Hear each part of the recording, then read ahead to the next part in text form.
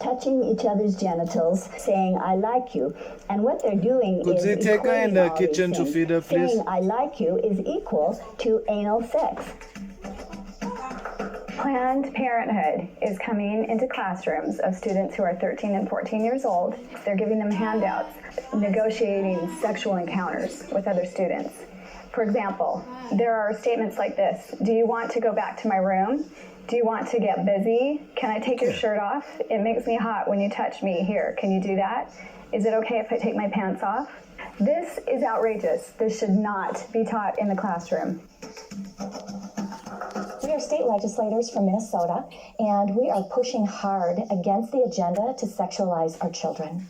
Minnesota is on the leading edge of this radical agenda, and we're trying our best to fight against it. They're pushing a comprehensive sexual education agenda, including the book, It's Perfectly Normal. It is pornography. It is something that even some of my colleagues, men especially on the House floor, did not want to look at. Showing children as young as fourth grade. In fact, it's recommended for fourth graders as their comprehensive sex education. We couldn't show this on the television news, but yet we want our fourth grade children to be looking at this book. When a child looks at a pornographic image, within 0.3 of a second, that's imprinted on his brain and her brain permanently.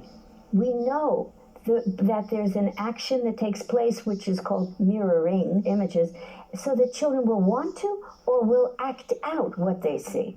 In the name of sexuality education, children are seeing obscene materials that have been ruled by Congress and by the Supreme Court impossible to show to children.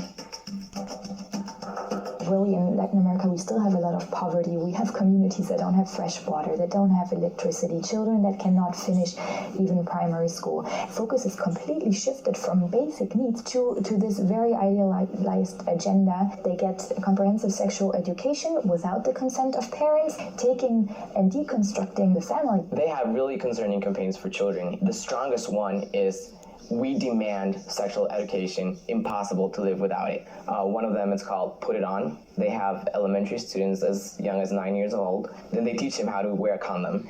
And they have this plastic genitalia, and they even have young girls. They're teaching them how to put a condom on a male genitalia and boys how to put a condom on a woman genitalia without the knowledge and consent of the parents.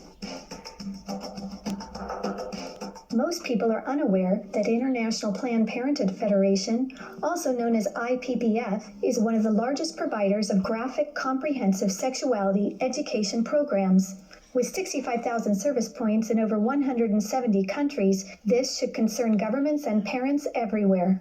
My brother Luigi and I had an opportunity to go to the United Nations and give a speech on the UN floor. First, my brother explained about how we became orphans when both of our parents died of AIDS. I told him how Planned Parenthood was passing out a booklet for HIV-positive youth at the United Nations called Healthy, Happy, and Hot. This is for the kids who have AIDS. The booklet says its purpose, and I quote, "To support your sexual pleasure." It tells youth they can have sex in different ways. It teaches about sexual pleasure through masturbation, with same-sex partners, and even if you are drunk. One of the most disturbing things I think that I've ever seen as a physician, this pamphlet called Healthy, Happy, and Hot, put out by International Planned Parenthood Federation, tells young people, and you have the right not to disclose your HIV status to a sexual partner if you're not comfortable. I was just so offended at the booklet that Planned Parenthood put out, inviting people living with HIV to engage in the very acts that would harm them. It's all about rights instead of health. It also tells young people that are HIV positive that if they decide with their partner not to wear a condom, that's their decision. In Guatemala, an affiliate of Planned Parenthood is huge. They have more than 2,600 service points, 27 permanent clinics, and 5 mobile units. Planned Parenthood became very active in the 90s in Russia after the collapse of Soviet Union. They would provide textbooks for the Russian Ministry of Education and penetrate the official educational networks. Some of those textbooks were really bad and tried really to sexualize children. The Swedish Planned Parenthood presented a film of about 30 minutes, an animated film, which is addressed to young people of 13 to 14 years old. It is called Sex on the Map. In this film, the young people are taught that anything is okay as long as you agree and it feels all right for you.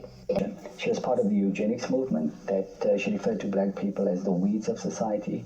She believed in this ideology that the weak people in society should be weeded out. They masquerade themselves as an agency here to help Africa plan its population.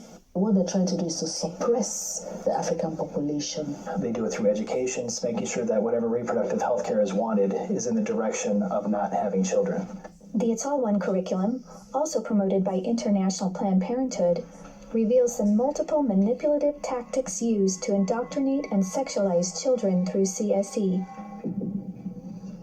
Like other CSE programs, It's All One claims, among other things, to be evidence-based, comprehensive, human rights, gender-sensitive, and culturally appropriate education that will increase young people's responsible decision-making, to reduce adolescent rates of pregnancy and sexually transmitted infections, including HIV.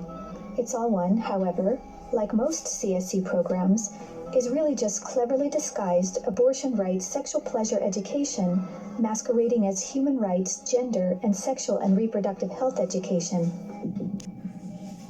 It indoctrinates youth in radical feminist ideologies regarding power, privilege, and equality. It aggressively promotes abortion with 112 references to abortion, manipulating young minds using scare tactics, telling girls, every minute of every hour a pregnant girl is dying, so we need to legalize abortion. Students are then required to read stories of girls who have had abortions so they can learn to walk in her shoes in the decision to have an abortion. Like other CSE programs, It's All One has an obsessive focus on sexual pleasure, mentioning sexual pleasure 62 times. It promotes multiple sex acts, the idea that one sexual practice is not better or worse than another, and instructs children on how to stimulate themselves or their partner to orgasm. Children are also asked to read personal stories about feeling sexually attracted to someone of the same sex. It also helps students identify the skills they need to be able to negotiate comfortable sexual relationships, and claims there is no right age to have sex, and that each person has to determine when he or she feels ready to have sex. To explore their readiness, children fill out a worksheet that infers children are ready to have sex when they are feeling close to the other person, when both of you want to have sex, when you are feeling sexually attracted to the other person, and when you're feeling comfortable about telling the other person what feels good sexually. Children, or prospects, once sexualized, become Planned Parenthood customers dependent upon their services, and then are turned into peer advocates or educators, recruiting other young people as peer educators to generate even more customers for Planned Parenthood. Some of the lucrative, youth-friendly services Planned Parenthood and their partners provide include sexual and reproductive health counseling, contraceptive counseling, including emergency contraception, abortion services, sexually transmitted infections, including HIV prevention, treatment, and counseling, and now they even provide transgender hormone services. Planned Parenthood aggressively and quite successfully lobbies governments and the United Nations for millions of dollars annually to fund their multiple services and programs, including CSE. Some of their top executives receive high six-figure salaries, yet most governments are completely unaware of their true sexual agenda. Not harmful. At age 9, about sexual stimulation and the definition and function of orgasm. At age 12, about respect for different sexual orientations and gender identities, and at age 15, that both men and women can receive sexual pleasure with a partner of the same or opposite sex. 2 to 4 should be given information about enjoyment and pleasure when touching one's body parts or masturbation, and given the right to explore their gender identities. For ages 4 to 6, children should be taught about same-sex relationships and respect for different norms regarding sexuality. For ages 9 to 12, the differences between gender identity and biological sex, and about their sexual rights as defined by International Planned Parenthood Federation.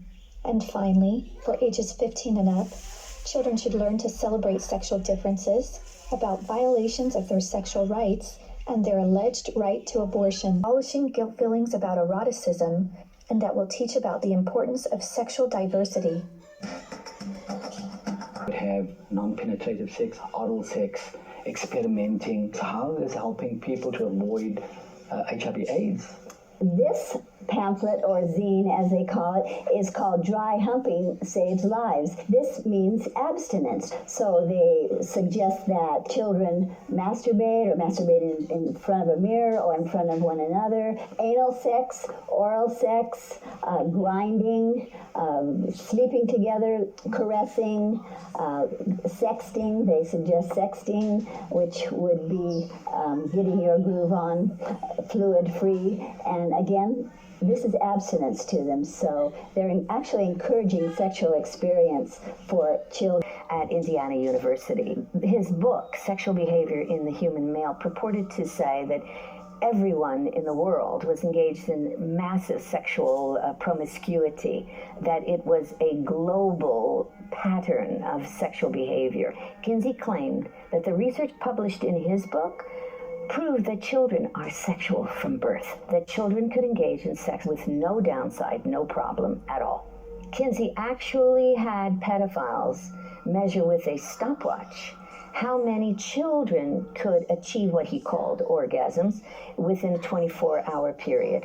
In his book, Kinsey defines orgasm for these children as fainting, as having convulsions, as screaming, as fighting to get away from the partner, what he called the partner. Kinsey documented the sexual abuse of children. Table 34 documents the sexual abuse by pedophiles of children from 5 months of age to 13 years, 317 children in that one table alone.